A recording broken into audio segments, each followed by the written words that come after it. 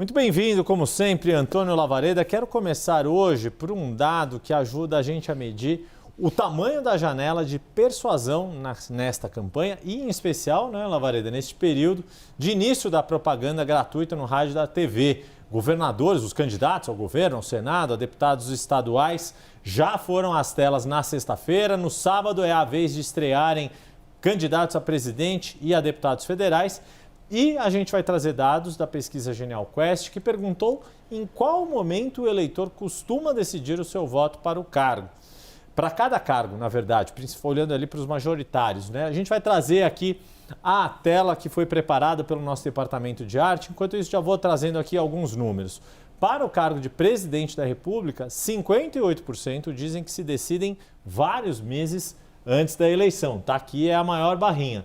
Só que é impressionante isso aqui, né, Lavareda? 20% dizem que é um mês antes, algumas semanas antes, aí começa a funilar, aquela coisa do brasileiro deixar para a última hora. Na semana, 10% ou na véspera e 10%, 1 em cada 10 no próprio dia da eleição. Isso que a gente está falando para presidente. E aí, quando a gente vai para governador e para senador, esses números de decisão antecipada diminuem e os de decisão mais em cima da hora vão crescendo.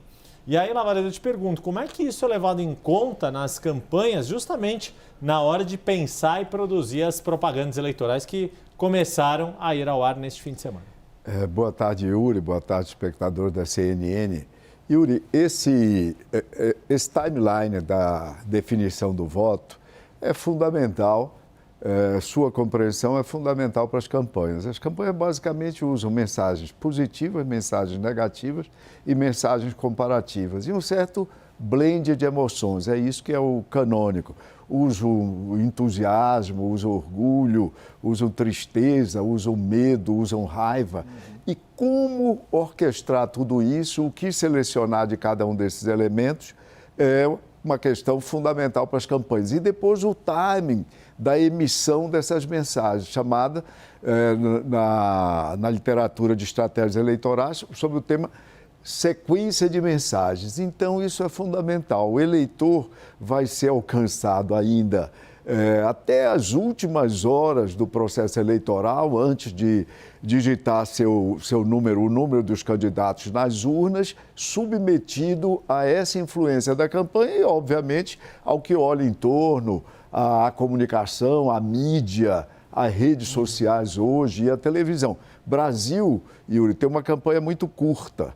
35 dias apenas de televisão e rádio gratuitos. É o padrão, por exemplo, que também você encontra na Argentina, no Chile, na França. Só que a Argentina e Chile têm primárias que vêm antes, então a campanha fica mais longa, é diferente de outros países. Então, essa campanha é muito intensa, muito concentrada, e você vê por esse gráfico que o processo decisório do eleitor, mesmo quando ele responde nas pesquisas, e o espectador nosso já deve ter visto isso, 60% já decidiram o seu voto, 70% já decidiram o seu voto.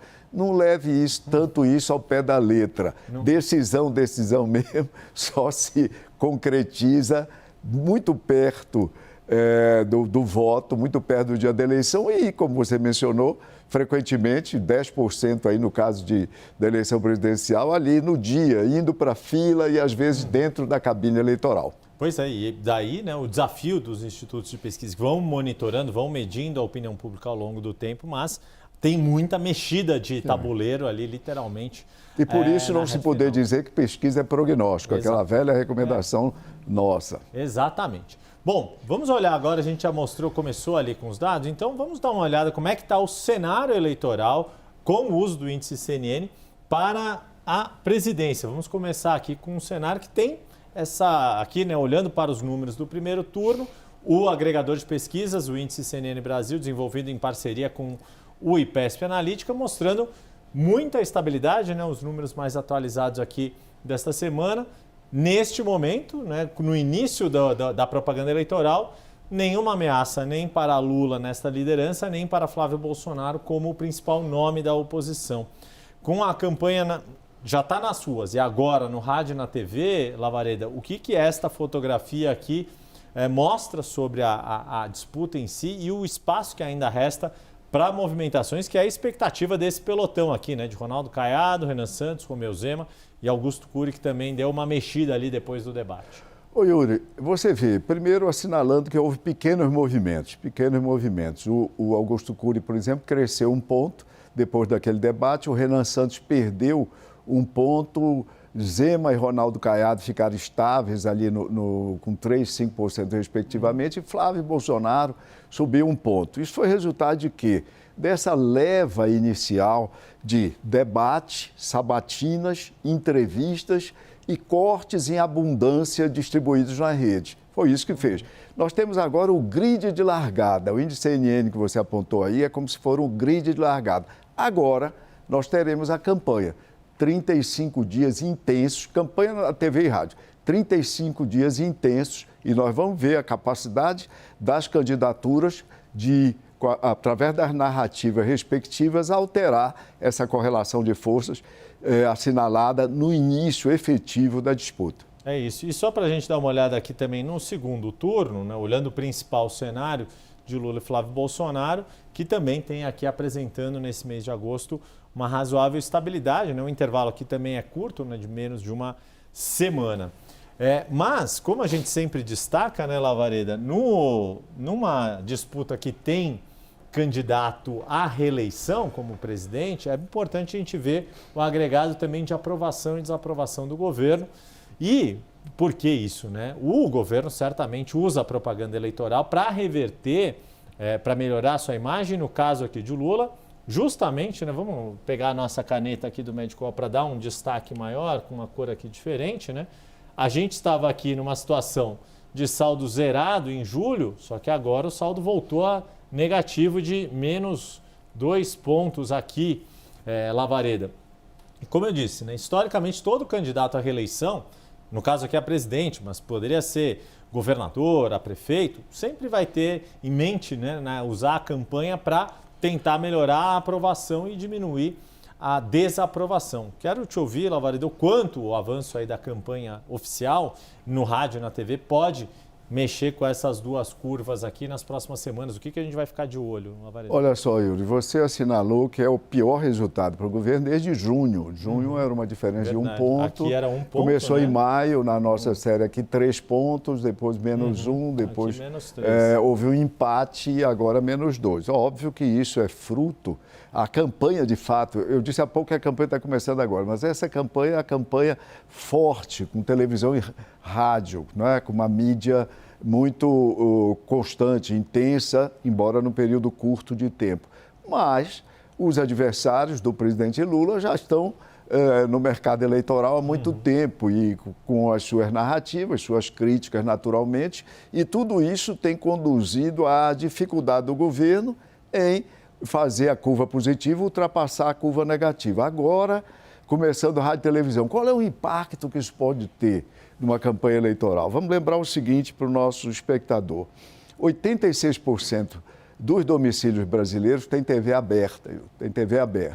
A TV aberta ainda é a forma através da qual são consumidos 60% de todo o conteúdo audiovisual produzido no Brasil e, naturalmente, consumido no Brasil. Pesquisas recentes da Nexo disseram que 65% dos eleitores vão acompanhar a campanha através da TV aberta, ou seja, todas as emissoras de TV que veiculam programas e comerciais dos candidatos.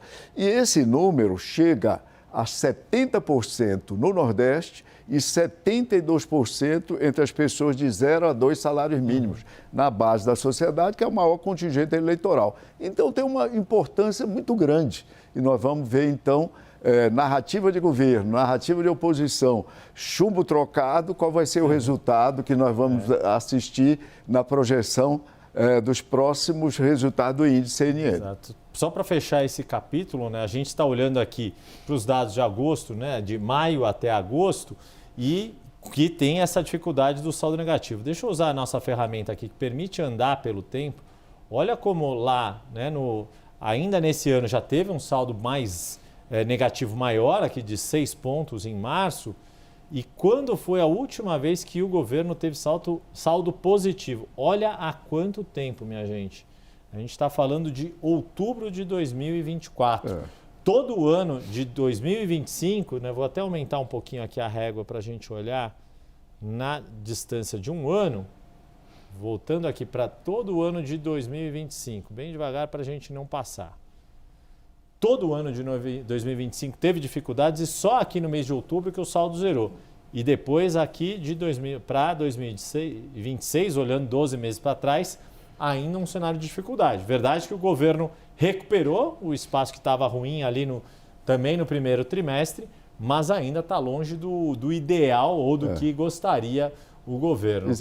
O governo conseguiu fechar a ogiva, essas duas curvas, bastante negativa ao longo de todo o ano de 2025, fechou essa ogiva aí, volta de julho desse ano de 2026, mas ela não é um processo, obviamente, interrompido.